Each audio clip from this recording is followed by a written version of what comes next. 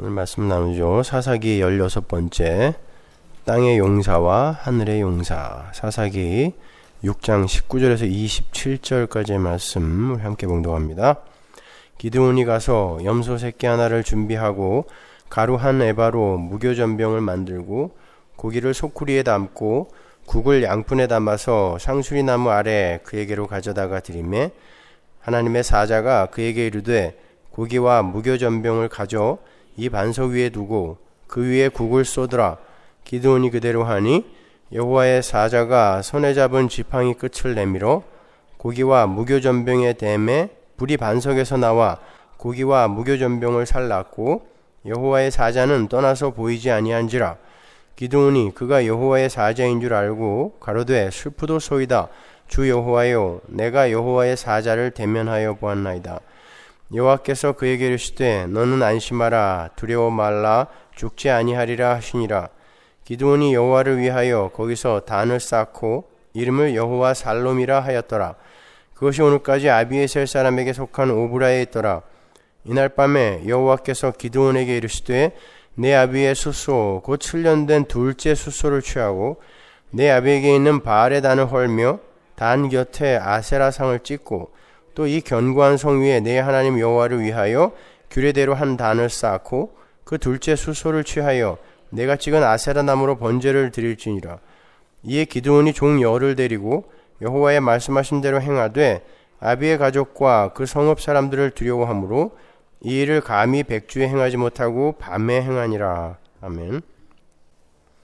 우린 지난주까지 기드온과 300용사의 이야기를 구속사적 측면에서 개괄적으로 정리를 해봤습니다. 결국 기드온의 이야기는 여호와의 사자, 여호와의 진짜 선지자이신 예수 그리스도에 의해서 구원을 받아서 세상으로 보내지는 성도의 이야기였죠. 기억나세요? 계시록의 두 선지자 이야기.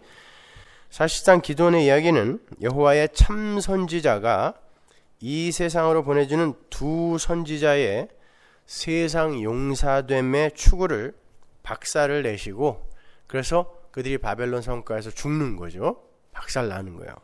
그들의 가슴 속에 하나님의 주권과 하나님의 열심과 하나님의 은혜만을 도들새김으로 새겨버리시는 구원의 이야기인 것입니다.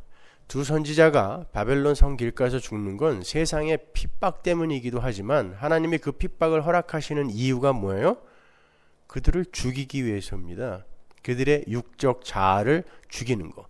마귀는 우리의 육적 자아를 수호하라고 부추기고 하나님의 묵시는 하나님의 사자는 우리에게 찾아와서 우리의 육적 자아를 죽여가는 거란 말입니다. 우리가 지난주 본문에서 보았던 것처럼 여호와의 사자는 기드온에게 큰 용사라는 별명을 붙여주죠. 그 큰 용사라는 이름은 하나님의 큰 용사는 어떠한 자들을 가리키는 것인지를 설명하기 위한 연역적 포석이기도 하지만 연역적 포석이라는 건 두 갈씩으로 미리 앞으로 당겨서 뭔가를 하나 딱 던져놓고 그걸 설명하는 방법이죠. 반대로 이 세상 큰 용사의 정체를 폭로시키고 그들을 하늘의 용사로 만들어내시는 하나님의 열심을 보여주기 위한 이름이기도 한 거예요. 그게 큰 용사였습니다. 우리가 지난주에 봤던 것처럼 기드온은 하나님의 큰 용사로서의 역할을 잘 해내죠.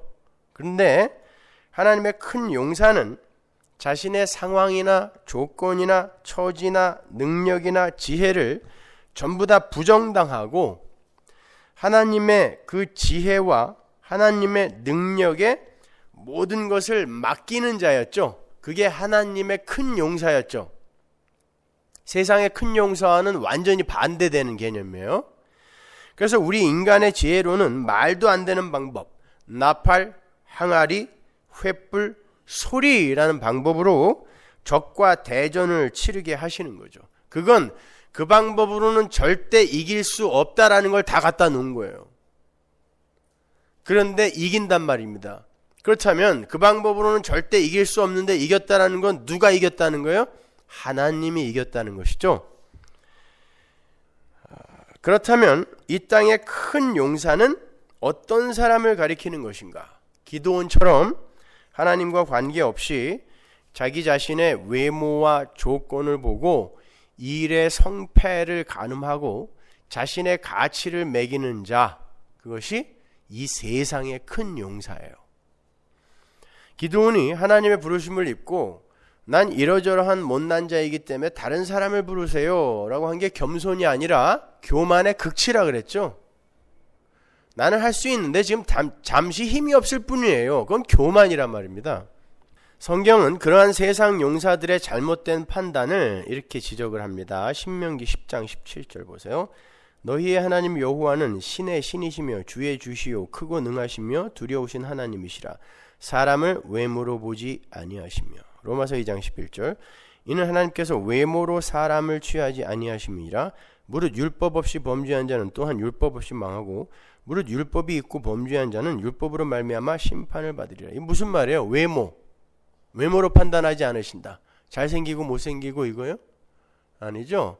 여기서의 외모라는 것은 단지 사람의 겉모양만을 지칭하는 게 아니라 그 사람에게서 나오는 모든 보이는 행위, 업적, 공로 등을 총칭하는 거예요. 하나님은 그거 안 본다라는 거예요. 구원의 하나한 그거 안 본다라는 게 외모로 취하지 않으신다라는 뜻이란 말입니다. 그러니까 하나님은 사람의 조건이나 지혜나 능력을 보시고 그 사람을 택하고 사용하는 게 아니라 무조건적인 선택으로 불가항력적으로 그냥 찾아가셔서 폭력적인 은혜라 그랬어요. 그래서 제가 불가항력적으로 찾아가셔서 하나님의 능력을 쏟아부어서 당신의 일꾼을 삼으시는 거예요. 그릇은 무슨 그릇이든 상관없어요. 하나님이 담으시는 하나님의 능력이 중요한 거란 말입니다. 그러니까 자신의 능력을 가지고 자신의 가치를 판단하는 자들을 이 세상의 용사라고 하는 거고, 내가 얼만큼 변했어요, 내가 얼만큼 성숙됐어요, 그러니까 난 괜찮은 사람이죠, 요 자들이 바로 용사라는 거예요. 하나님에 의해서 깡그리 비워지고 십자가의 자리로 내려가서 나는 입술이 부정한 자입니다 라는 그런 문둥병자의 고백, 이사야가 그 고백을 했죠. 하나님을 만나자마자 내가 이 세상에서 제일 부정한 자네요, 그게 입술이 부정한 자입니다 라고 그랬어요. 문둥병자는 항상 입술을 가리고 부정하다 했으니까요. 하나님 나라의 삶의 원리는 내가 죽어서 상대방과 하나가 되는 거예요. 세상에, 이 역사의 삶의 원리는 뭐죠? 나를 위해서 우리가 하나 되는 거죠. 그게 얼핏 보면 굉장히 기특한 일인 것 같잖아요. 그게 바벨탑 아니었습니까? 우리 각자의 유익을 위해 우리가 하나가 되자. 하나님은 그걸 부수는 거예요. 그게 용사거든요. 근데 하나님 나라의 삶의 원리는 뭐냐면 하나가 되는 건 같아요. 근데 힘을 합쳐서 하나가 되자가 아니라 나의 유익을 위해, 내가 살기 위해 우리가 하나가 되자, 힘을 합치자가 아니라 내가 죽음으로 말미암아 내가 상대방에게 흡수되어 버리는 방법으로 하나가 되는 거거든요. 그게 하나님 나라의 삶의 원리예요. 그래서 십자가는 우리를 구원한 도구일 뿐만 아니라 하나님 나라의 삶의 원리의 표본인 거란 말입니다. 그래서 우리가 이 세상에서 십자가를 실제화, 액츄얼라이즈 해서 살게 되는 거란 말이죠. 그건 단순히 훈련이 아니라 하나님 나라의 삶의 원리를 우리가 이 세상에서 이해하고 경험하는 거예요. 체휼하는 겁니다.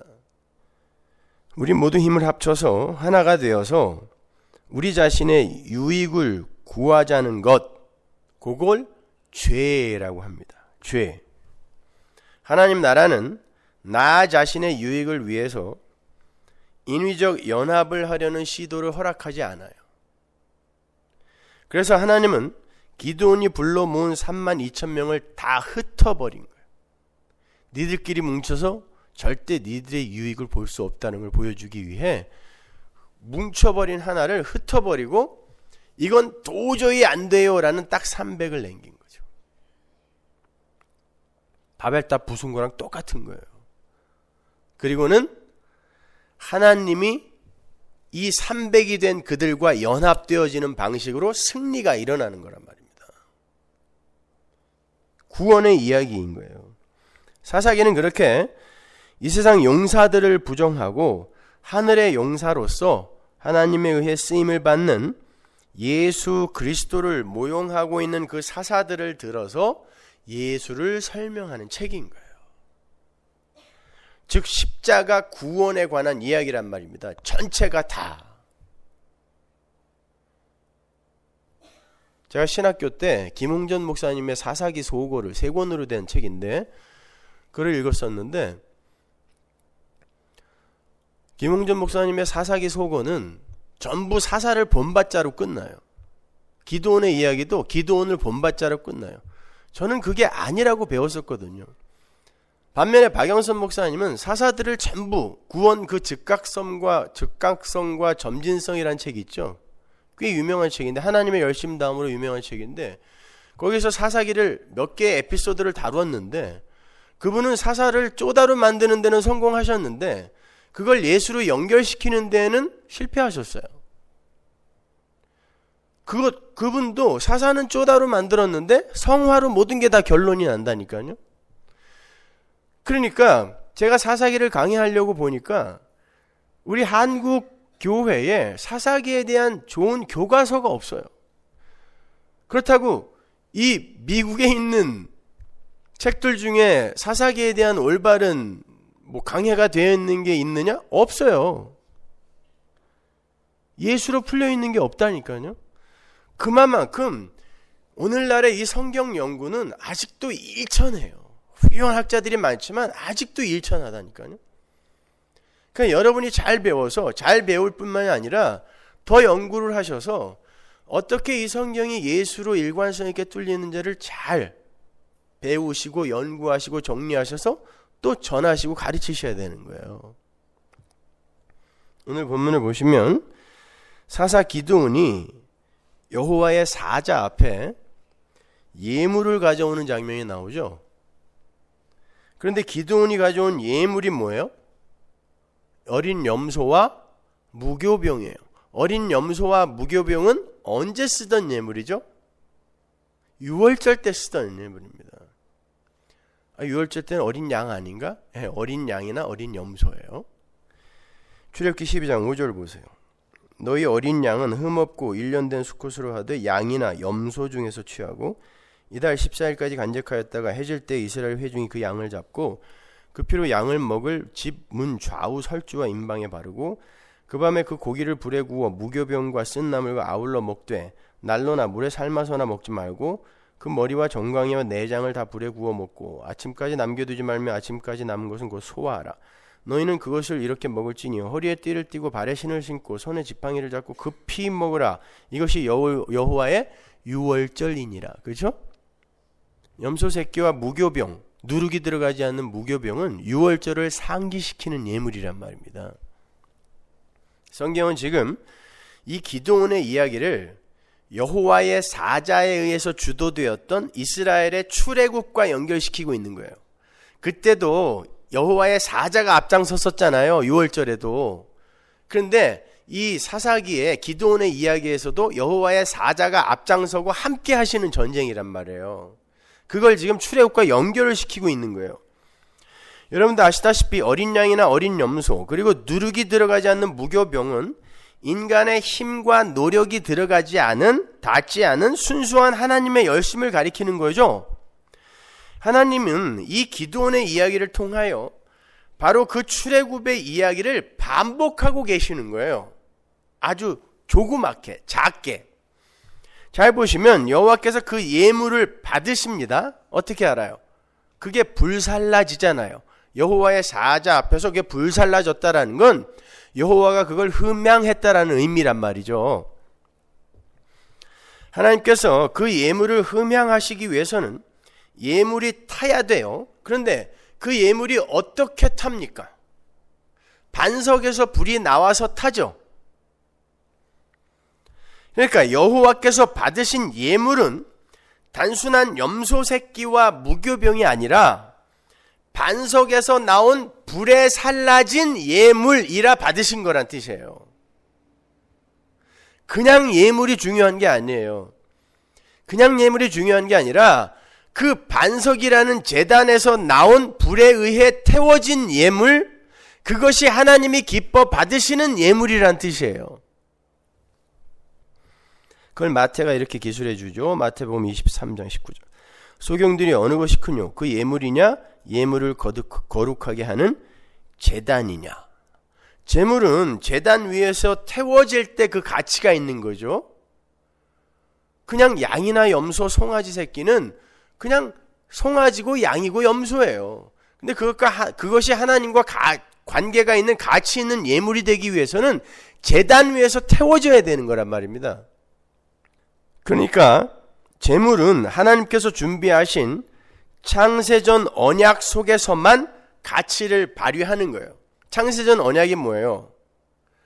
아들의 피로 말미암아, 반석이신 아들의 피로 말미암아 하나님 앞에 도저히 드려질 수 없는 이 더러운 쓰레기들이 하나님이 흠양하는 제물이 되는 거, 그게 언약이잖아요.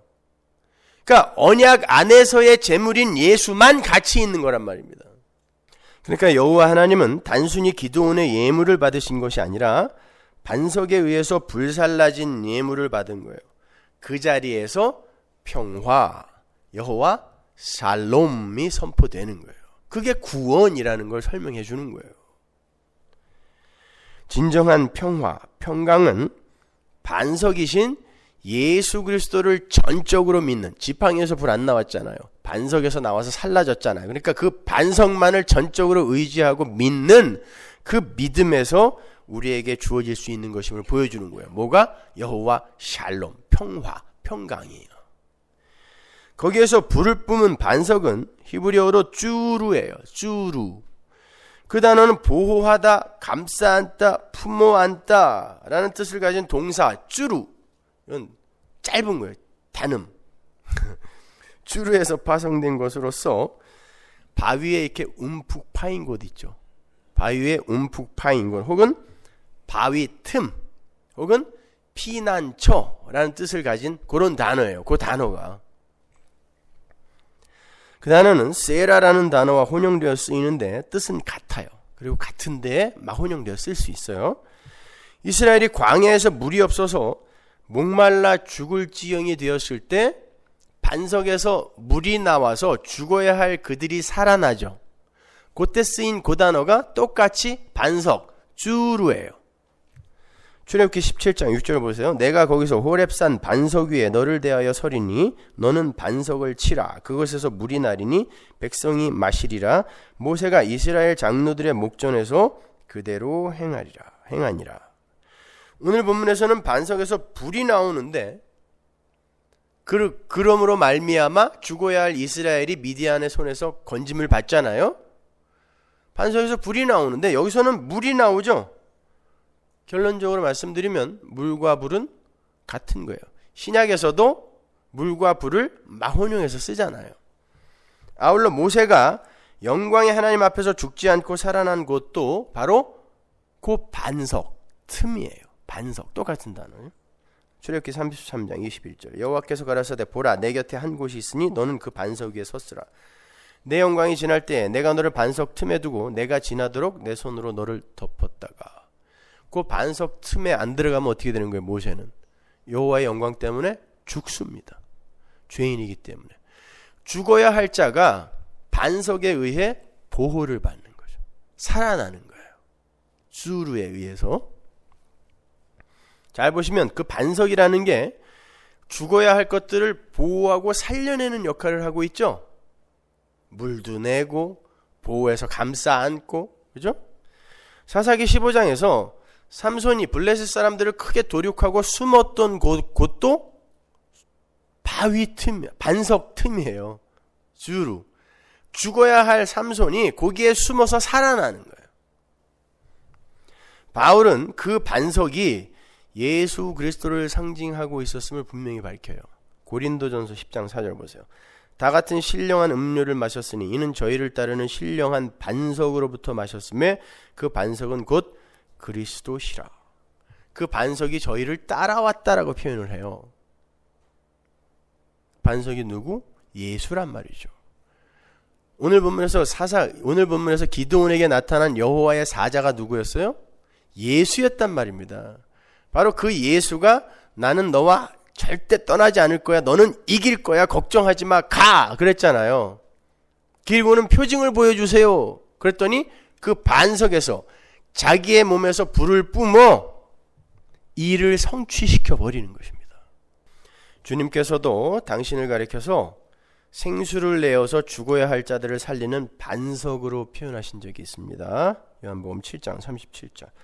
명절 끝날 곧 큰 날에 예수께서 서서 외쳐 가라사대 누구든지 목마르거든 내게로 와서 마시라. 나를 믿는 자는 성경의 이름과 같이 그 배에서 생수의 강이 흘러나리라 하시니 이는 그를 믿는 자의 받을 성령을 가리켜 말씀하신 것이라. 여기서는 이제 한 가지 인포메이션이 더 첨가돼요. 그죠?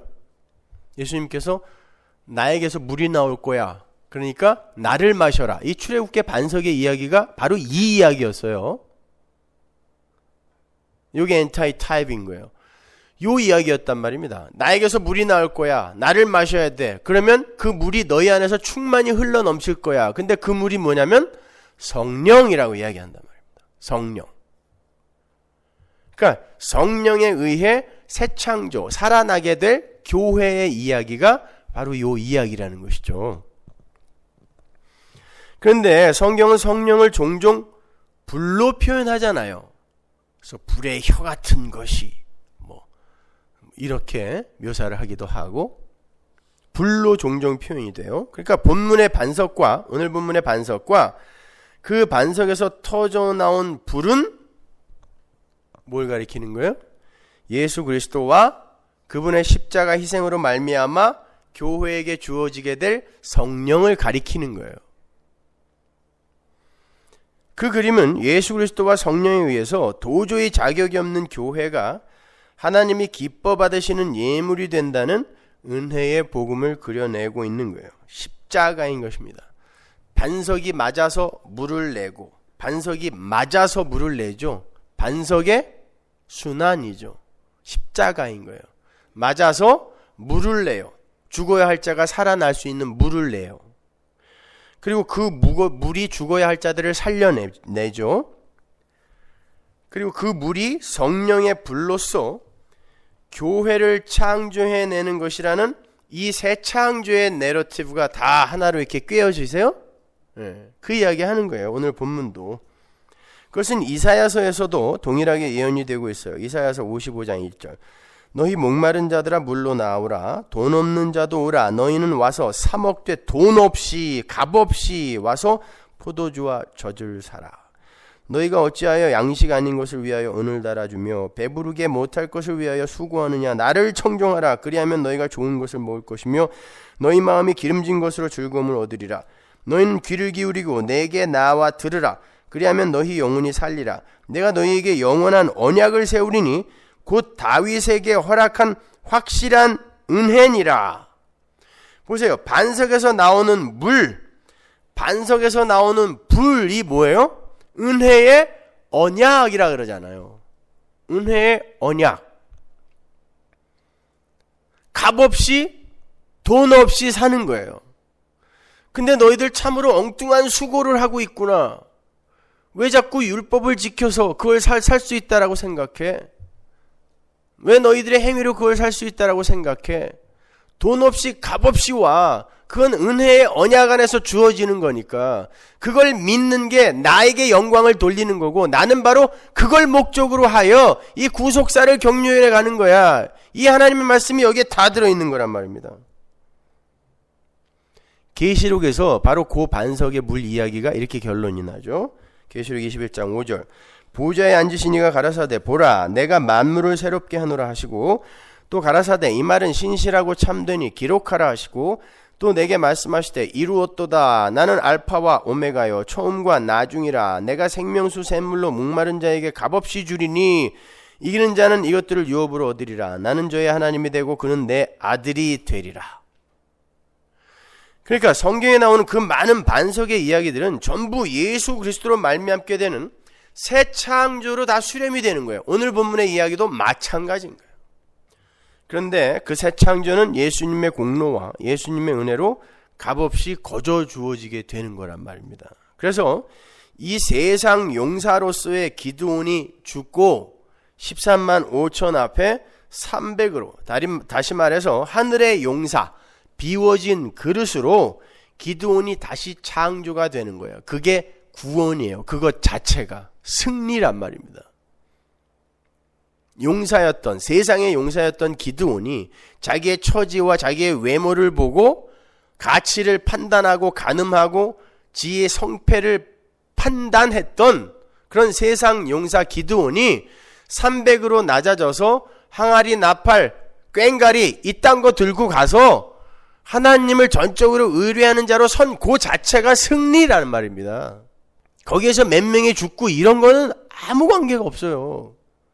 그냥 그 자체가 승리란 말입니다. 재밌는 건 그러한 반석 이야기 끝에 여호와의 사자가 사라진다는 거예요. 본문 21절 보세요. 여호와의 사자가 손에 잡은 지팡이 끝을 내밀어 고기와 무교 전병의 댐에 불이 반석에서 나와 고기와 무교 전병을 살랐고 여호와의 사자는 떠나서 보이지 아니한지라. 아니 곤방 앞에서 내가 영원히 너와 함께 있을 거라 그랬잖아요. 사자가 일구이연하는 거예요. 지금 사라져 버렸어요. 그리고는 안 나타납니다. 내가 함께 간다고 그래 놓고 그 전쟁터에 여호와의 사자가 나타났다는 기록이 없어요. 어떻게 된 거예요? 그 위에 16절 한번 보세요. 여호와께서 그에게 이르시되 내가 반드시 너와 함께 하리니 내가 미디안 사람 치기를 한 사람 치듯하리라. 여기서 반드시 너와 함께 하리라 라는 어구 속에 임하야 라는 말이 들어가 있는데 거기서 쓰인 동사가 미완료 시제예요. 그러니까 계속 함께 하겠다는 뜻이거든요. 계속 함께 하겠다. 그럼 어디로 사라진 거예요 도대체? 그게 바로 여호와의 선지자에게 보냄을 받는, 지금 기드온이 그렇게 보냄을 받는 거잖아요.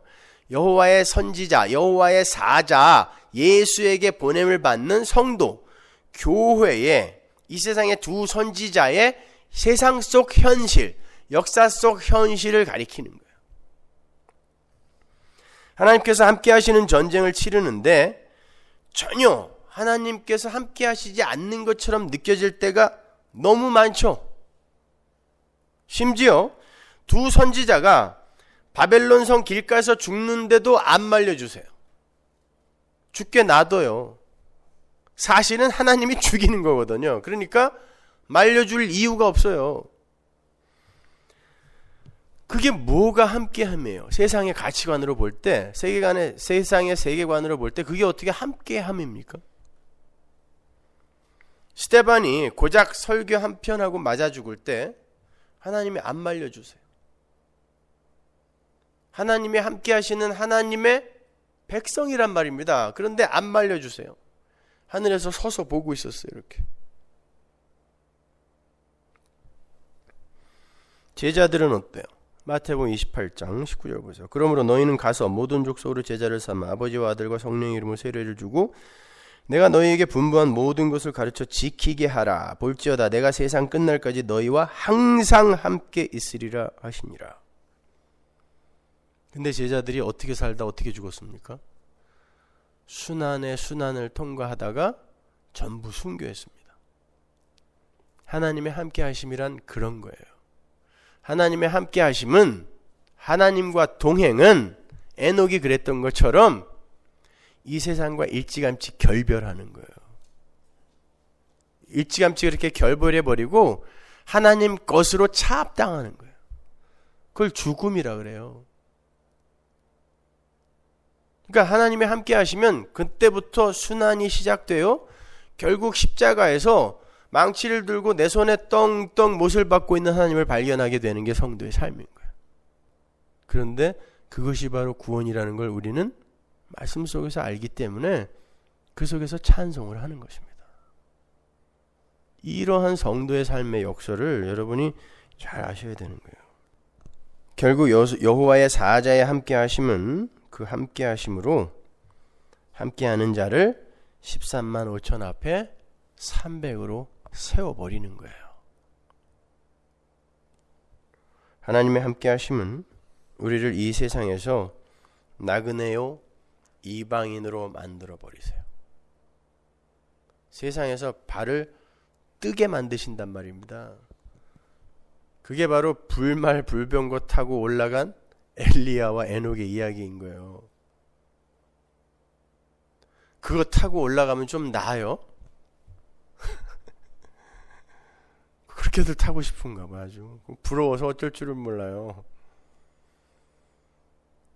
그 이야기는 참 멋진 거 태워서 당신의 백성을 올려가셨구나가 아니라 하나님의 백성은 세상에서 그렇게 발을 뜨게 된다는 뜻이에요. 근데 세상 속에서 그건 죽음이라니까요. 그래서 에녹이 남보다 3분의 1밖에 못 살고 간 거예요. 하나님은 그러한 성도의 죽음에서 당신이 스스로 열매를 그냥 취해 가시는 거예요. 우리가 열매를 맺는 게 아니라. 오늘 보면 25절 이하를 보시면 하나님의 그러한 인간의 육적 자아 파괴 전쟁으로서의 그 구원의 이야기가 구체적으로 암시가 됩니다. 조금 더 이해가 쉬우실 거예요. 25절 보세요. 이날 밤에 여호와께서 기드온에게 이르시되 네 아비의 숫소 곧 7년 된 둘째 숫소를 취하고 네 아비에게 있는 바알의 단을 헐며 단 곁에 아세라상을 찍고 또 이 견고한 성 위에 네 하나님 여호와를 위하여 규례대로 한 단을 쌓고 그 둘째 숫소를 취하여 네가 찍은 아세라 나무로 번제를 드릴지니라. 하나님께서 기드온에게 명령을 내리시는데 그때가 밤이에요. 굳이 성경이 밤이라고 기록을 해요. 구원의 언약이 암시될 때는 항상 밤이라는 무대 장치가 등장하죠. 빛이신 예수님이 이 땅에 오시기 전에 400년 암흑기가 펼쳐지잖아요. 그거는 예수라는 빛을 더 오롯이 드러내기 위한 하나님의 장치인 거예요. 밤인 곳에 빛이 와서 그걸 빛으로 끌어당기는 거. 저녁이 되며 아침이 되니 이게 날이다 라고 이야기한 창세기의 그 창조의 날의 이야기가 바로 그 이야기예요. 하나님의 창조는 저녁인 곳에 하나님의 빛이 가입을 하여 그걸 아침으로 만들어내는 것이다라는 것을 매 날마다 보여주는 거예요. 그게 창조예요. 저녁이 되며 아침이 되니. 그러니까 지금 25절 이하에서 기드온에게 내려지는 명령은 밤인 기드온이 또 밤인 이스라엘이 아침이 되는 방법이요 그 과정의 모형이라 할 수 있는 거예요. 잘 보세요. 하나님은 먼저 기드온 아버지 집에 숫소를 잡으라 그러죠. 거기에 라카후라는 단어가 쓰이는데 그 단어는 잡아 죽이라는 의미의 단어예요. 잡아 먹으라도 아니고 잡아서 제물로 드려라도 아니고 잡아서 죽여랍니다. 여러분 그때가 어떤 때입니까? 우리 앞에서 봤잖아요. 미디안이 수시로 쳐들어와서 곡식을 전부 걷어가고 가축을 전부 뺏어갔기 때문에 이 기드온이라는 사람이 포도주 틀에서 타작을 그냥 칼로 나다를 이렇게 조금씩 까서 먹는 그런 시절 아니에요. 근데 이때 기드온 아버지 집에 숫소가 있었다는 것도 기적이지만 하나님은 그걸 죽이라고 한다니까요. 일하러 가는데 잡아서 먹고 튼튼한 배로 가라 이것도 아니고 죽여 없애라요. 숫소를 죽여 없애라. 이스라엘 사람들에게 있어서 소는 항상 가족의 생계와 생존을 지켜주는 것으로 여겨졌던 거예요. 이스라엘뿐만 아니라 당시 고대시대 때의 소는 그런 존재였어요. 엘리사가 엘리야의 부름을 받고 엘리야를 따라갈 소를 잡고 쟁기와 쟁기를 불에 태워버리죠. 그거는 하나님의 백성이 하나님을 좇게 될 때 무엇을 끊어내야 하는지를 보여주는 모형적인 이야기였거든요. 소예요, 그게. 그 존재 자체가 죽는 거예요. 엘리사라는 존재 자체가 소를 죽이는 그 소의 죽음 안에 동참하는 거예요.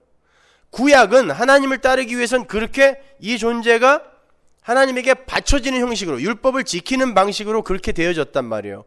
근데 신약 때는 예수님이 뭐라 그래요? 야, 뒤돌아보지 마, 가지 마, 그러죠. 야, 쟁기를 잡고 왜 뒤를 돌아봐?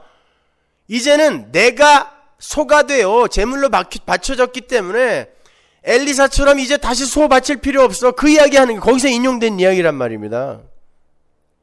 예, 소는 그런 존재예요. 나예요. 내 생명이에요. 내 가족의 생존을 대표하는 거예요. 그걸 죽이라고 하는 거예요. 묵시서 속에서도 네 짐승이 등장하면 항상 거기에 소가 등장하죠. 하늘의 왕 독수리, 맹수의 왕 사자, 가축의 왕 소예요. 그리고 인간. 네 짐승이란 말이죠. 그러니까 소는 그렇게 당시 고대 시대 때 있어서 한 가족의 생명과 생존과 그리고 그 개인의 생명, 그걸 상징했다고 보면 돼요. 육적 자아, 그 죽이라는 거예요. 그게 바로 승리라는 걸 보여주는 거예요. 죽여라. 그런데 그 소가 어떤 소냐면 7년 된 소예요. 왜 또 7년 된 소예요? 하나님이 구체적으로 7년이라고 이야기했단 말입니다. 그 7년이란 단어는 이 기도원의 이야기가 시작되는 첫 절에서 나오는 단어예요. 가볼까요? 1절. 이스라엘 자손이 또 여호와의 목전에 악을 행하였으므로 여호와께서 7년 동안 그들을 미디안의 손에 붙이시니. 이스라엘이 여호와의 목전에서 악을 행함으로 말미암아 7년 동안 미디안의 손에 붙여졌대요. 그렇다면 7년 된 숫소가 함의하고 있는 메시지가 뭐겠어요? 이스라엘의 죄를 가리키는 거예요. 성도의 육적 자아, 이 세상의 옛 몸, 옛 사람, 이게 7년 된 숫소인 거죠. 이스라엘의 죄가 하나님이 보내신 자에 의해 죽는 거예요. 근데 그가 죽는 게 아니라 거기에 둘째 숫소라는 말이 나오죠. 또 둘째 숫소는 항상 첫째 숫소를 대신했던 거였어요.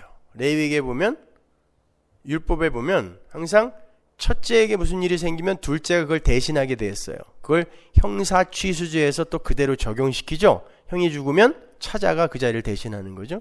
그러니까 둘째라는 건 항상 대신의 의미를 갖고 있는 거예요.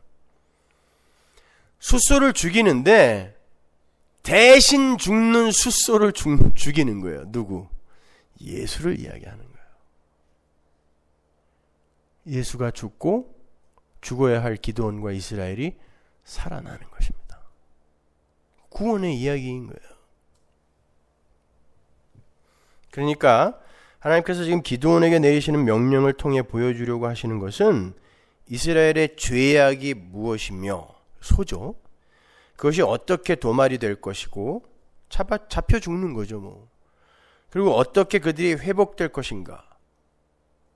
대신 죽음에 의해. 거기에 대해서 그려주고 있는 거예요. 기도를 통해 보여줬던 이스라엘의 죄는 하나님을 전적으로 의지하지 못하고 이 세상의 가시적인 힘과 가치를 의존해서 자기들 마음대로 선악과 성패를 판단하고 추측하는 인본주의라는 것이었잖아요. 그걸 부수는 거예요. 왜 니들은 니들의 힘과 능력을 가지고만 늘 판단을 해? 그게 선악과 먹은 자들의 선악 구조 아니야.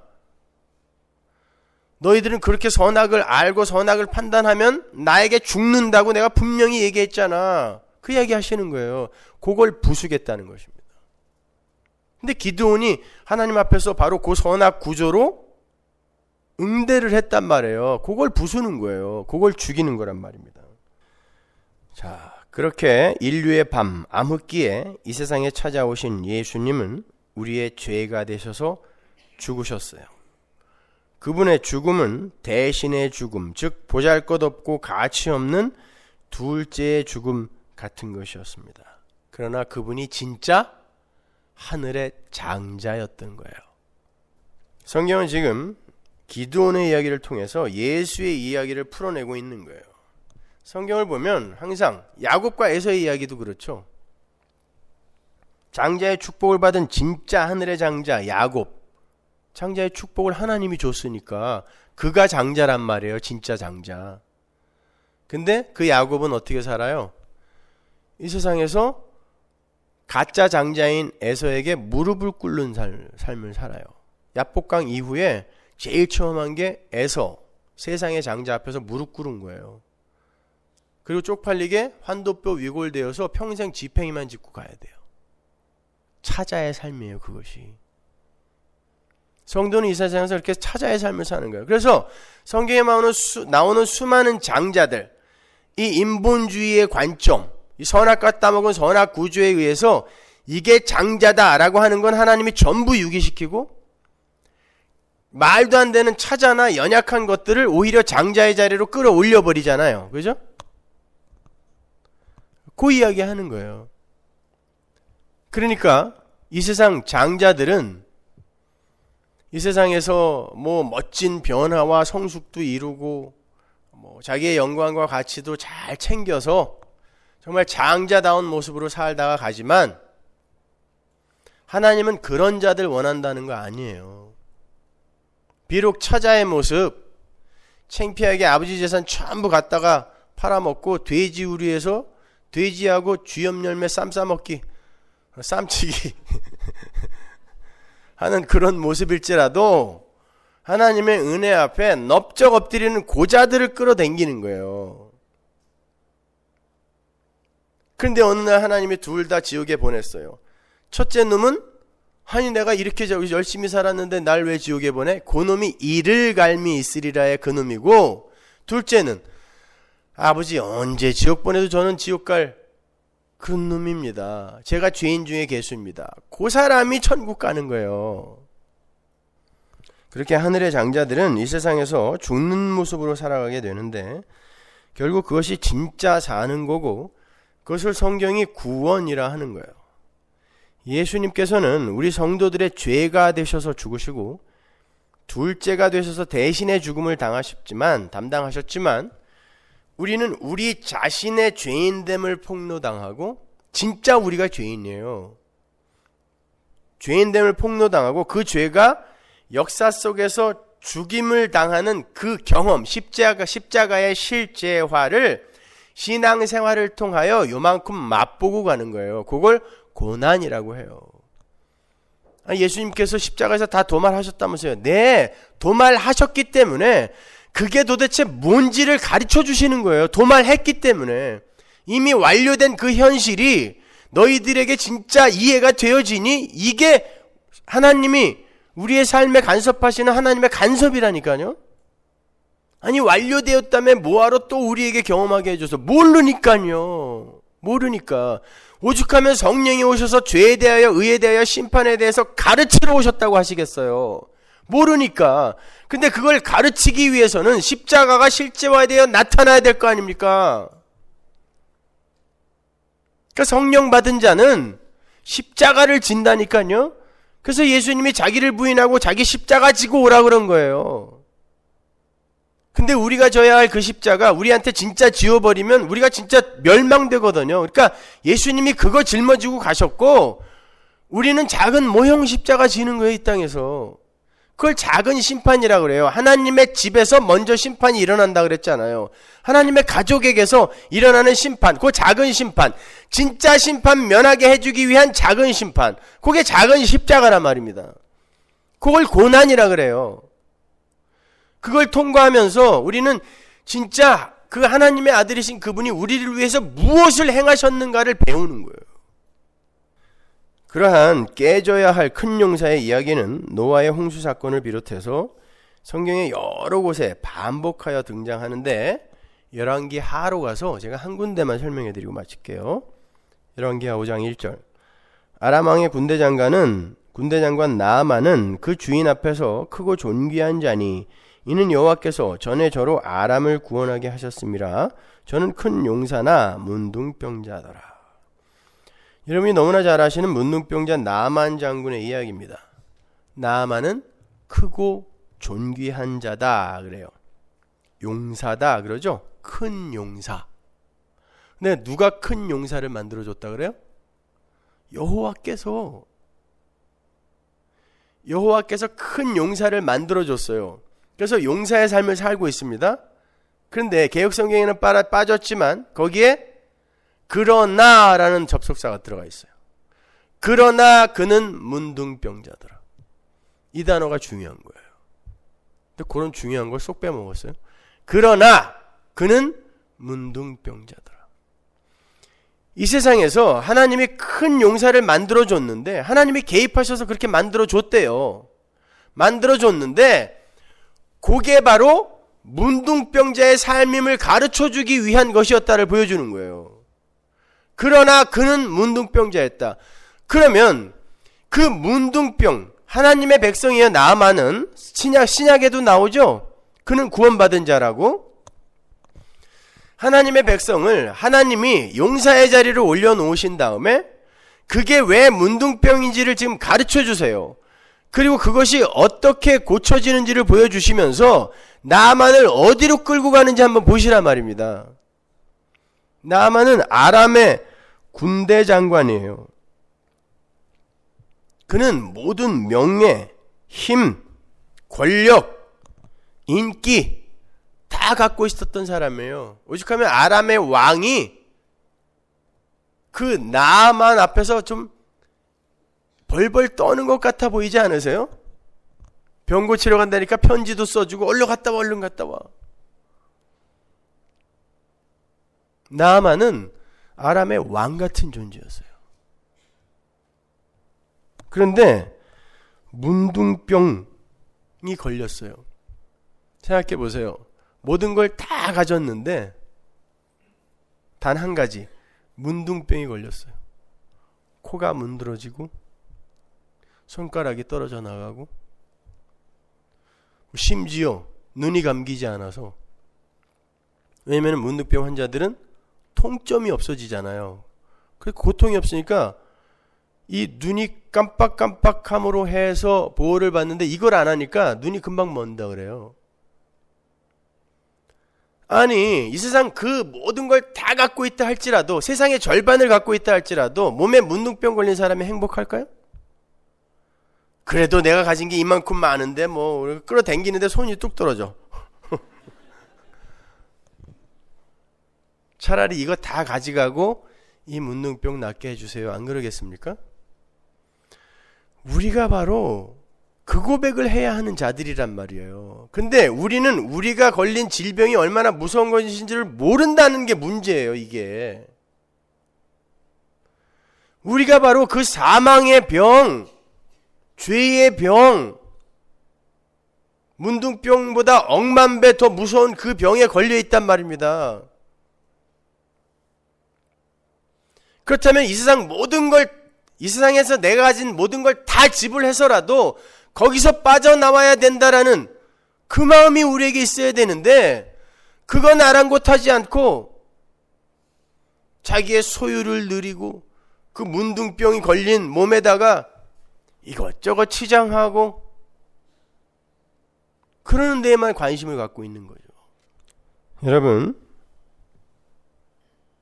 이 모든 인류는 이 사망이라는 질병을 치유하지 않는 한 절대 그 누구도, 단 한 사람도 행복하게 이 세상을 떠날 수가 없습니다. 단 한 사람도. 그게 이 인류와 역사의 현실이에요. 그래서 모든 이들이 인생을 버겁게 생각하는 거예요. 버겁게. 인류는 수많은 해결책과 방법을 내놔요. 교육, 이념, 종교, 이데올로기, 여러 가지 선행체계, 지식체계들의 해결책을 내놓죠. 해답이라고 내놔요. 다 오답인데. 해답이라고 다 내어놓는데 인간들은 계속 사망의 증상 속에서 헤매고 있단 말입니다. 하나님은 그러한 멋들어지고 삐까뻔쩍한 인류가 내어놓은 오답들과는 반대로 아주 초라한 해답을 제시하셨죠. 근데 그 해답은 구유에 와서 정말 보기에도 너무 보잘것없고 가난했고 배우지도 못했고 어디로 봐도 이건 해답 같지 않았다. 성경이 그러죠. 근데 하나님이 그 답을 주셨어요. 인본주의에게 그 답을 주셨어요. 인간들이 그 답을 선택했을까요? 안 합니다. 이사야서 53장 2절 보세요. 그는 주 앞에서 자라나기를 연한 순 같고 마른 땅에서 나온 줄기 같아서 고운 모양도 없고 풍채도 없은즉 우리의 보기에 흠모할 만한 아름다운 것이 없도다. 그는 멸시를 받아서 사람에게 실어 버린 바 되었으며 간고를 많이 겪었으며 질고를 아는 자라. 마치 사람들에게 얼굴을 가리우고 보지 않음을 받는 자 같아서 멸시를 당하였고 우리도 그를 귀히 여기지 아니하였도다. 그런데 나만 장군의 이야기에서 해결책이 하나 등장하는데 그게 누구였어요?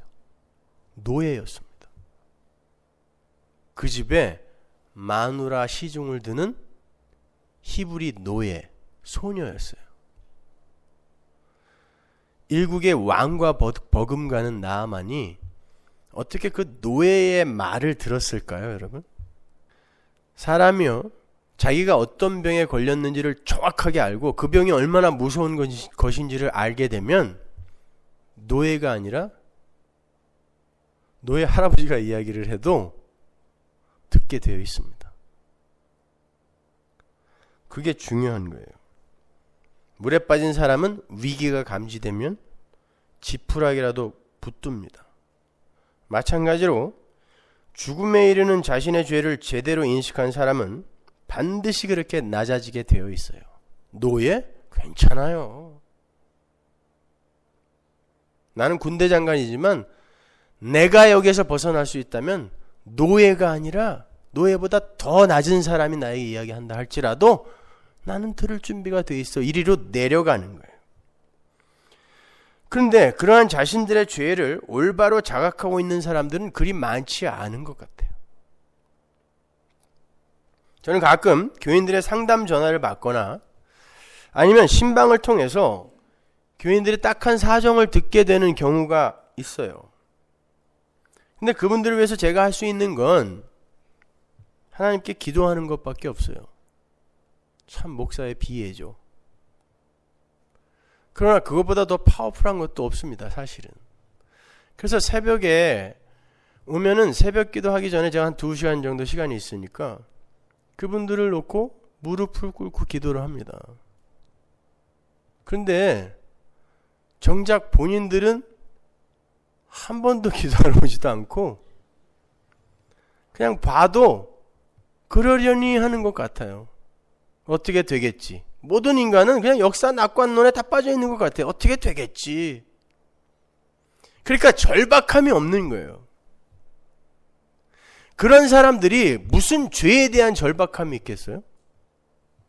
그런 경험을 할 때마다 저 사람들은 괜히 아무렇지도 않은데 괜히 나 혼자 그냥 열심히 이러고 있네? 이렇게 돼요. 그런데 무슨 죄에 대한 절박감이 있겠어요? 없어요. 정말 절박한 자신의 상황과 지경을 감지한 사람은 지푸라기라도 붙드는 심정으로 하나님께 매달리게 돼 있어요. 매달리게 돼 있어요. 처절하게. 그런데 걱정은 하는데 매달리질 않아요. 하나님께 부탁을 안 한다니까요.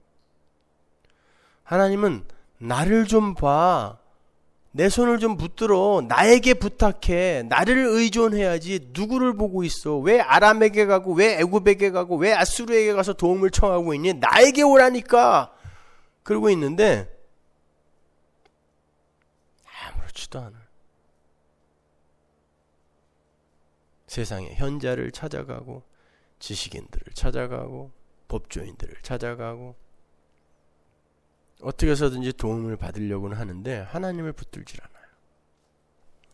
세상 용사 나아만은 그렇게 노예 소녀의 말도 들을 수 있을 만큼 낮아져 있었어요. 자신의 문둥병은 눈앞에 불을 보듯 확실하고 분명한 것이었으니까요. 그 나아만과 이 역사 속 아담의 군상들을 한번 비교해 보자고요. 이 역사 속의 아담의 군상들이 정말 자신들이 죽어야 할 죄병에 걸려 있다는 것을 압니까? 모릅니다. 죄 이야기하면 다 기분 나빠요. 교회 안에서도 죄 이야기하면은 정말 기분 나빠요. 눈에 보여요, 그게. 인간들의 용사됨의 추구와 세상 왕됨의 추구가 죽어야 할 죄병이라는 걸 몰라요. 오히려 하나님을 동원하여 그걸 성취하려고 해요. 그들의 귀에는 구유에 오신 보잘것없는 가난한 목수의 경고가 들리지 않습니다. 아람 왕 보세요. 나만이 분명히 자기 여종이 뭐라고 했다라고 이야기를 했다라고 전했는데 아람 왕은 이스라엘 왕에게 편지 씁니다. 그리고는 뭐라 그래요? 내 장군 보낼 테니까 고쳐내라 그런다고요.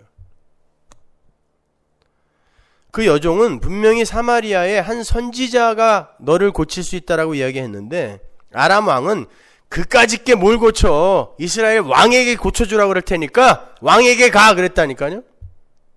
이게 세상의 문제 해결 방법이에요. 이게 세상은 하나님의 방법을 절대 붙들지 않아요. 기도라는 그런 방법 절대 안 붙들어요. 하나님의 말씀 속에서의 깨달음 절대 안 붙듭니다. 그게 뭘 해결해? 법이 해결하고 현자가 해결하고 능력 있는 자들이 해결하지. 착각하는 것입니다, 여러분. 하나님의 방법은 항상 세상과 반대로 움직여요. 어찌됐든 문둥병자 나아만은 엘리사에게로 갑니다. 근데 엘리사가 문 밖으로 나오지 않아요. 나오지 않을 뿐만이 아니라 너 저기 요단강에 가서 7번 씻고 와. 이게 무슨 무례함입니까? 먼 길에서 온 타국에서 온 나그네인데 감자라도 삶아서 대접하지 못할 망정 문도 안 열어주고 멀리서 너 여기 오지 마라. 여기 오면 안 돼. 그러니까 요단강에 들어가서 그냥 씻어. 구원은 그렇게 우리가 상상할 수 없는 그러한 방법으로 일어난다는 걸 보여주는 거예요. 그리고 또 한 가지, 죄인은 절대 구원을 베푸는 거룩에 범접 못한다는 것을 보여주는 거예요. 그게 누가복음 17장에서 문둥병자 10명이 예수님을 저기 두고 주님 저 좀 고쳐주세요 이 이야기에서 풀리는 거예요.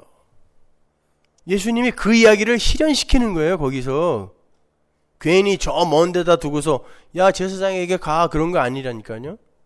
왜 어떨 때는 만져주고 어떨 때는 저기다 두고 야 가 이랬는지 궁금하지 않으셨어요? 궁금한 게 있어야지.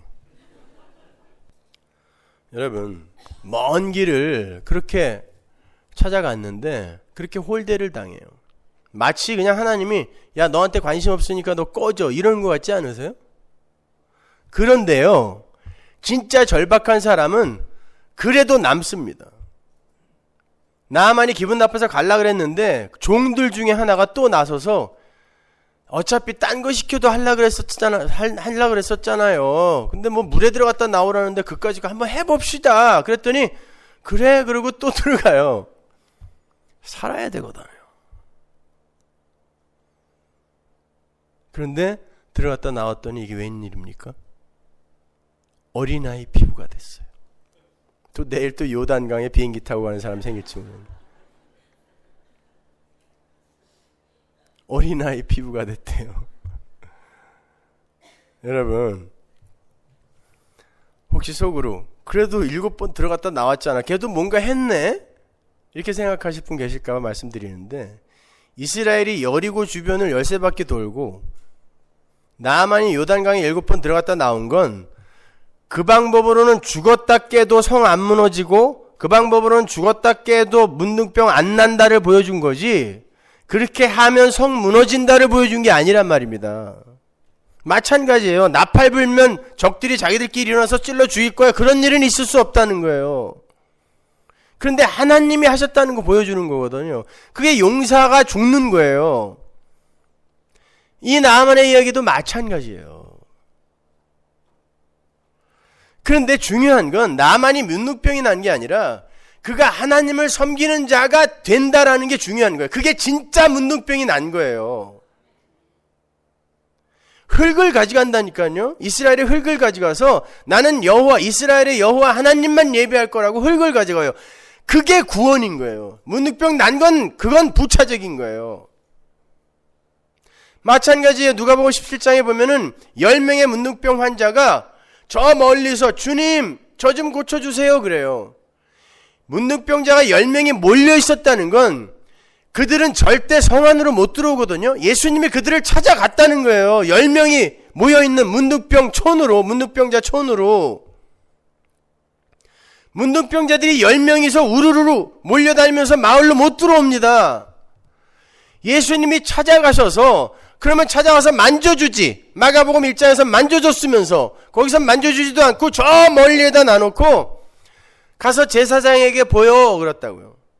제사장에게 보이라는 건 문둥병 환자들은 절대 진안으로 못 들어가요. 못 들어가는데 혹시 어떤 경로를 통해서 문둥병이 나았을 경우에 제사장에게 확인을 받으면 곧 성안으로 진안으로 들어가고 일상으로의 복귀가 가능해져요. 예수님이 그 이야기 하는 거예요. 가 제사장에게 보여. 그리고 니들이 그토록 원하는 일상으로 복귀하라는 것입니다. 그런데 나머지는 9명은 그 유대 문둥병자들은 웬 떡이냐. 가다 보니까 낫어요 진짜. 그거 하나 예수님이 그들이 진짜 믿나 안 믿나 보려고 시험한 거 아니에요. 10명이 다 낫대니까요. 그런데 한 놈만 돌아왔어요. 9명은 제사장에게 가서 얼른 보이고 일상으로 복귀하는 게 목적이었던 거예요. 이게 가짜 성도예요. 일상에게 목적을 두고 정작 자기를 고쳐준 자에게는 감사도 안 하면서 예수 믿는다고 거짓말하는 놈들 있죠. 응?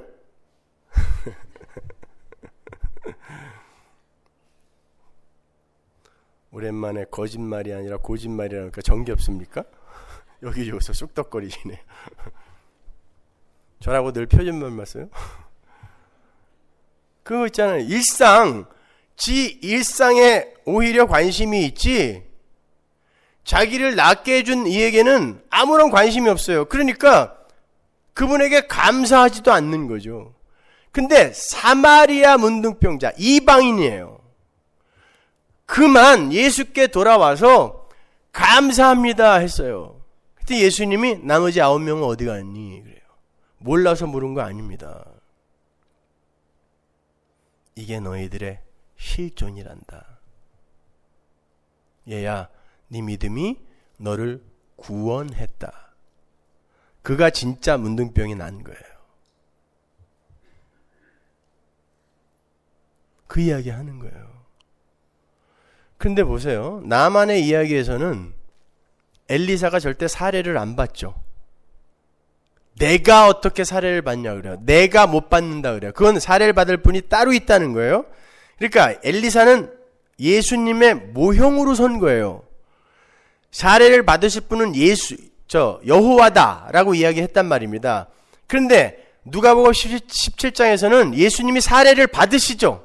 돈을 받았다는 게 아니라 감사 인사를 받는단 말입니다. 그래 내가 해줬다.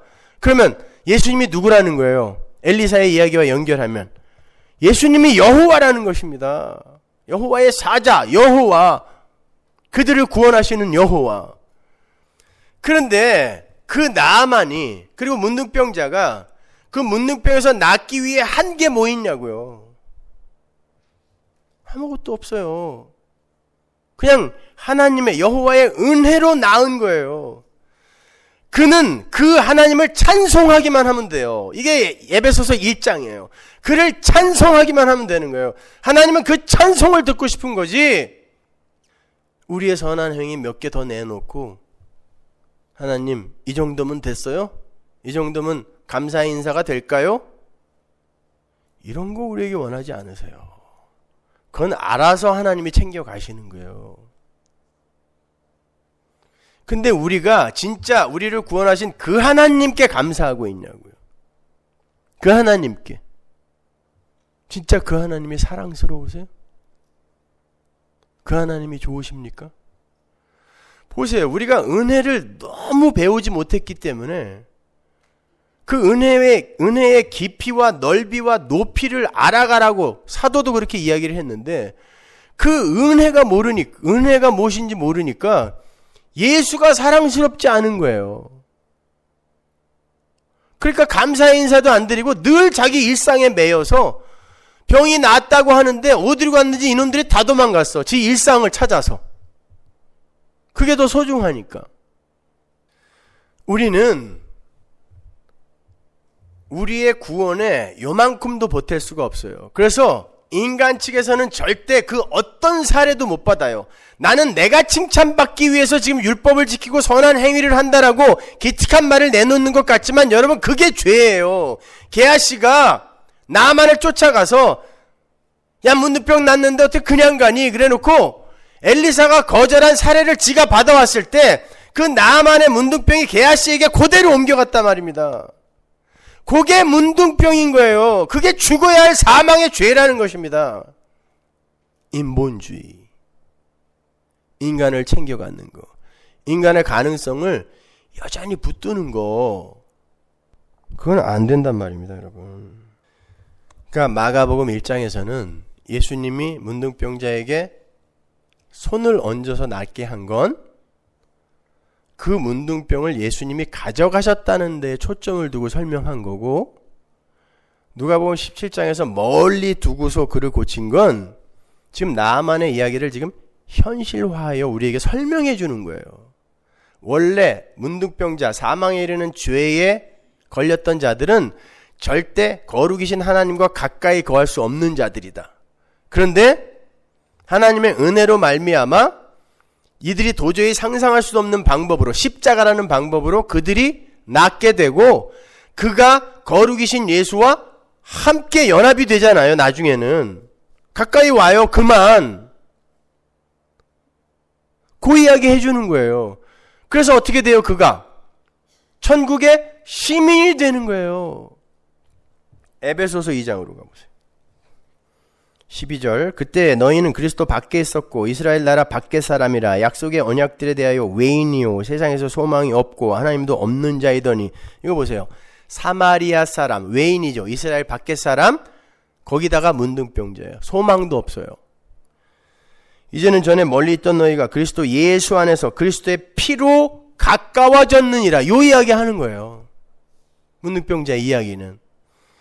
그러므로 이제부터 너희가 외인도 아니요 손도 아니요 오직 성도들과 동일한 시민이요 하나님의 권속이라. 이 권속이 오이코스, 가족이에요. 가족.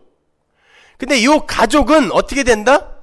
하나님의 집이니까. 요게 먼저 심판받아요. 근데 그 심판이 어떻게 나타납니까? 9명은 일상 찾아갔는데 이 사람은 예수에게 집중하느라고 일상을 차압당하는 거야. 하나님에게. 뭐 이스라엘 지인, 뭐 일상, 뭐 제사장에게 인정받음 이런 거 하나도 관심이 없어요. 일상을 차압당하는 거예요. 그게 죽음이에요. 하나님의 권속. 빌립보서 3장 20절 보세요. 오직 우리의 시민권은 하늘에 있는지라 거기로서 구원하는 자 곧 주 예수 그리스도를 기다리노니. 진안에 들어가지도 못했던 자들이 그 진안으로 들어가서 예루살렘 시민이 되는 것 똑같은 이야기예요. 우리가 하늘의 시민이 됐어요. 여러분의 시민권은 어디 있어요? 하늘에. 근데 그까지 미국 시민권 때문에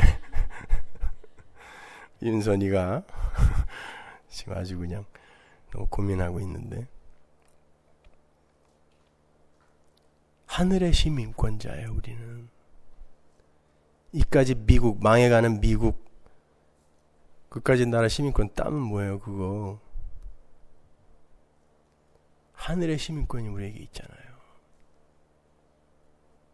근데 그 권속들은 반드시 죽음을 통과하는 거예요.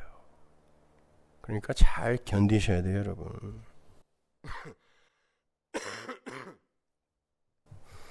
그래서 우리는 그러한 하나님의 크신 은혜를 찬송하는 거예요. 먼저 찬송부터 해야 되는 거예요.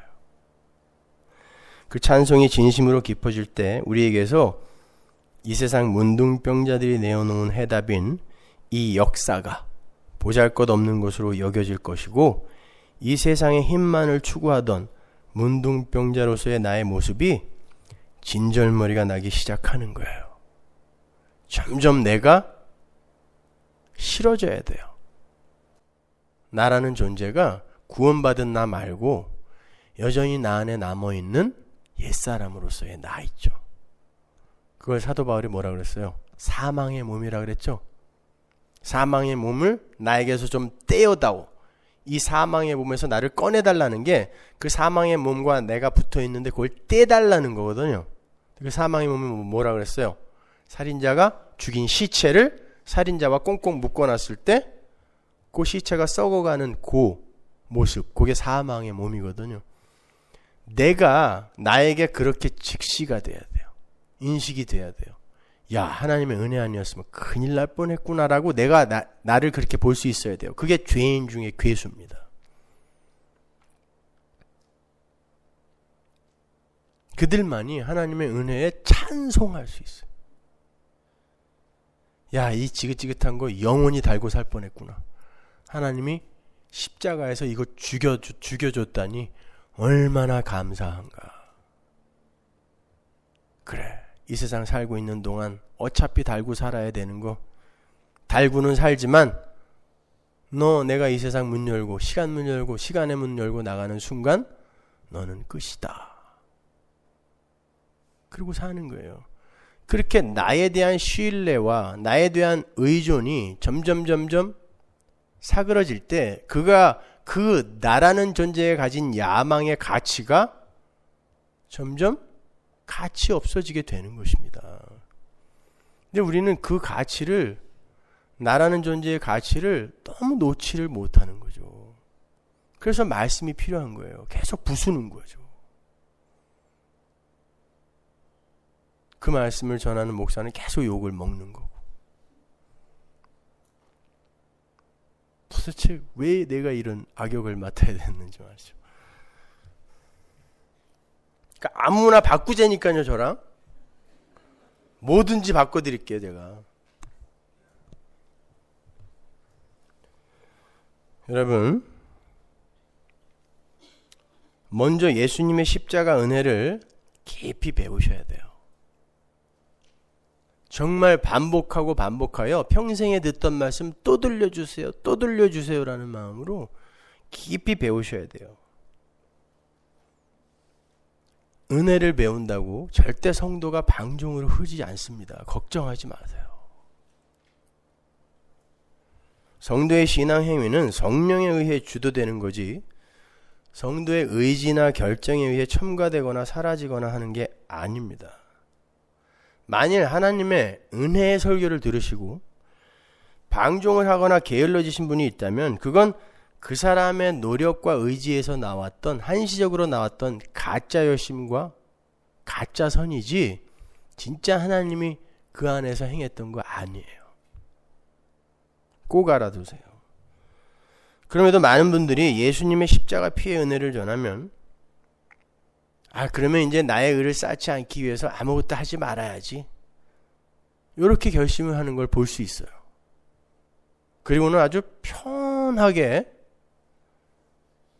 자유롭게, 그 자유 아닌데 지 맘대로 살죠. 그리고는 그렇게 살다 보니까 죄책감이 들어요. 그러니까 그런 설교를 한 목사에게 또 다 뒤집어 씌우는 거죠. 당신이 그런 설교를 했기 때문에 내가 지금 이런 지경이 됐다고?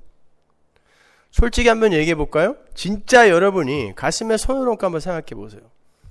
이 중에 혹시 그렇게 게을러지신 분이 계시다면 정말 자기 의를 쌓지 않기 위해서 그동안 했던 걸 안 하는 거예요? 원래 하기 싫었던 거예요.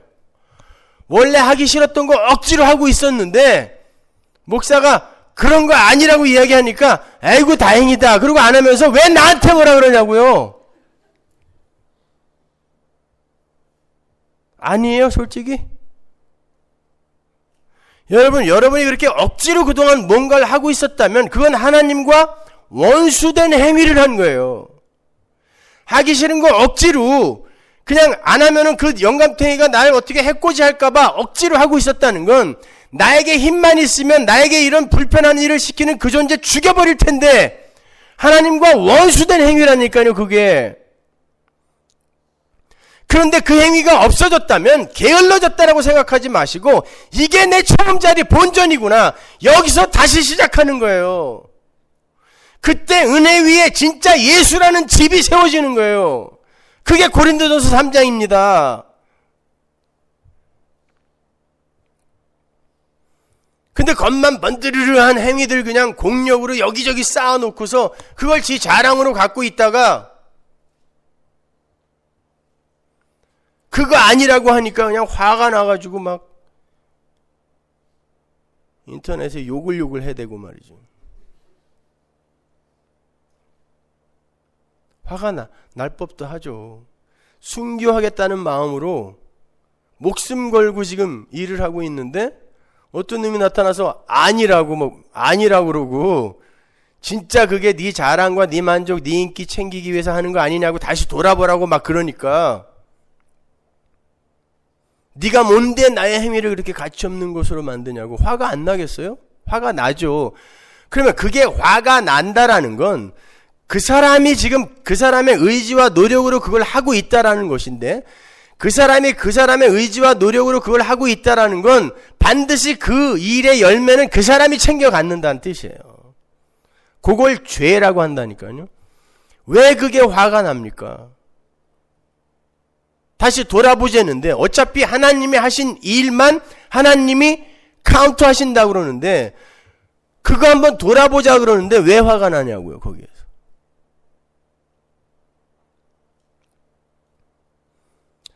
여러분, 분명히 하나님의 말씀은 사람을 둘로 딱 분리시켜요. 분열시킵니다. 구별을 해요.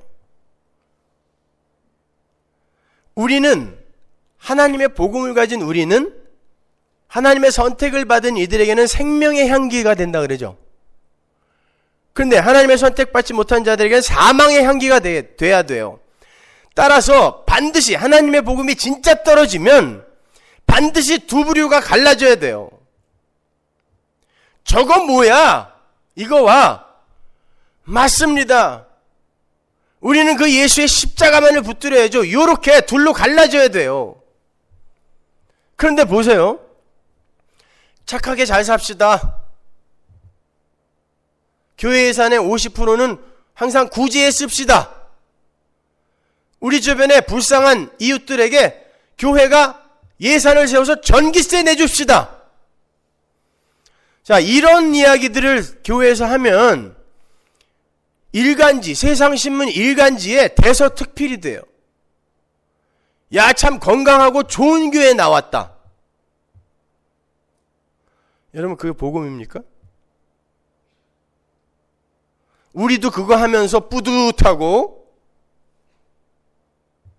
세상 사람들을 신문을 통해서 막 칭찬해주고 그 신문 보고 온 세상이 서머나 이러.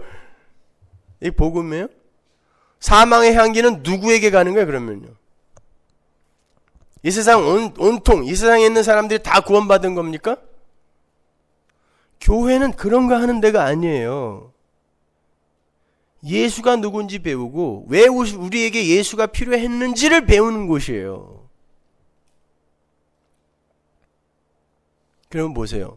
복음이 떨어졌을 때 진짜 하나님의 백성들이 정말 앞에서 말씀드린 것처럼 나아만처럼 또 그 사마리아 문둥병자처럼 예수 그리스도의 은혜를 알고 내가 얼마나 부족한 자였는지 내가 얼마나 죽어야 할 문둥병자 같은 죄인이었는지를 아는 이어서 세상에 대한 관심도 조금 줄어들고 나에 대한 신뢰와 의존도도 많이 줄어들고 해서 뭐 세상 사람들이 가치 있게 여기는 걸 똑같이 추구하지도 않고 하여튼 열심히 하나님의 백성답게 감사하면서 살고 있었다고 해보자고요. 거기에 십자가 복음이 떨어지면서 십자가 복음이 떨어지면 항상 두 가지의 적용이 떨어질 수 있어요. 어떻게? 여러분, 하나님은 알파요 오메가이십니다. 하나님이 시작이고 하나님이 끝이니까 하나님께 모든 걸 다 맡기세요. 자유하세요. 그분의 은혜만을 꼭 붙드세요. 마치 아무것도 하지 말라는 말처럼 들리죠. 이런 적용과 여러분, 우리는 그러한 하나님의 큰 은혜와 사랑을 받았습니다. 그런데 아직도 우리가 이 세상에 눈을 두고 여전히 세상 사람들과 추구하는 게 똑같다면 어떻게 되겠습니까? 여러분, 우리가 세상 사람들과는 좀 달라야 하지 않겠습니까? 라는 적용이 떨어졌다고 해보자고요. 완전히 다른 이야기인 것 같지만 성도는 그 두 가지 이야기 모두에서 생명의 향기를 받게 돼요. 그가 그걸 하고 있던 못하고 있던 간에 그렇게 하나님의 은혜를 알고 정말 열심히 살고 있었던 사람에게 첫 번째 적용이 떨어졌을 때, 그래, 맞아, 예수께서 우리에게 그렇게 완료된 구원을 허락해 주셨지. 그래, 그러니까 이 세상은 이미 심판받은 거야. 그런데 뭐 얘가 여기에서 그 세상의 부귀와 영화를 위해서 또 다른 열심과 추구를 내겠어? 그래, 하나님 나라 소망하면서 열심히 살자. 계속 가요, 그 사람은요. 열심히 사십시오. 하나님의 백성다운 삶을 보여줍시다. 그럼 물론 그래야지. 만약에 못하고 있었어요. 성령 받은 사람인데, 야, 하나님, 저는 그렇게 큰 은혜를 입었는데도 여전히 이런 모습이군요. 하나님, 그래서 예수를 보내셨네요. 무슨 이야기를 해도 그 사람에게는 생명의 향기로 가게 돼 있어요. 유기된 자들에게는, 그래? 아무것도 안 해도 돼? 지 맘대로 살아. 열심히 사세요. 그래, 열심히 살아야지. 그래 놓고 지 의로 다 챙겨. 어찌됐든 죽어요, 그 인간은요. 여러분, 목사의 설교에서 어플리케이션은 쏙 빼고 들으셔야 돼요. 목사가 어떻게 살라고 이야기를 하든 그건 여러분에게 걸림돌이 되는 거예요, 다. 그 걸림돌에 맞아서 가짜들아 나가라, 이 이야기가 적용인 거예요. 진짜 하나님의 백성은 무슨 어플리케이션을 던져도 그걸 생명의 향기로 받아들인다니까요. 근데 요즘 이메일 오는 거 보면 전부 어떻게 살아야 돼요? 언제부터 선을 해야 돼요? 선행을 행해야 돼요? 언제부터 교회에서 봉사해야 돼요? 언제부터 섬겨야 돼요? 네 맘대로 하세요. 그걸 왜 저한테 물어요? 하나님이 시키는 일을 하라니까. 제가 뭐 10년 뒤에 하세요, 20년 뒤에 하세요, 그러면은 그 말 들을 거예요? 듣지도 않을 거면서 꼭 하기 싫으니까 시간 끌려고 계속 그런 질문들 하는. 하세요. 열심히 해보세요. 열심히 하다가 안 돼도 여러분에게 생명의 향기가 될 것이고, 잘 돼도 그건 여러분의 생명의 향기가 될 거예요. 또 잘 안 되고 내가 게으른 그런 상태에 놓여 있다고 할지라도 또 너무 조바심 내지 마세요. 그 자리에서도 하나님이 여러분에게 교훈하실 게 있습니다. 그러나 한 가지 알아두세요. 성도는 죄 속에서 계속 뒹굴면 그만큼 고통스러워요. 그만큼 어둠을 통과하게 돼 있어요. 불편해요. 달지 않아요. 씁니다. 우리는 하나님의 백성다운 삶을 요만큼이라도 조금씩 살아볼 때, 그때 참 편안하고 행복하고 안식이, 기쁨이 우리를 감싸는 걸 아는 이들이에요. 그래서 해보려고 하는 거지, 하나님에게 잘 보이기 위해서 이런 거 아니잖아요. 그러니까 해보는 거예요. 안 되면 안 되는 대로, 되면 되는 대로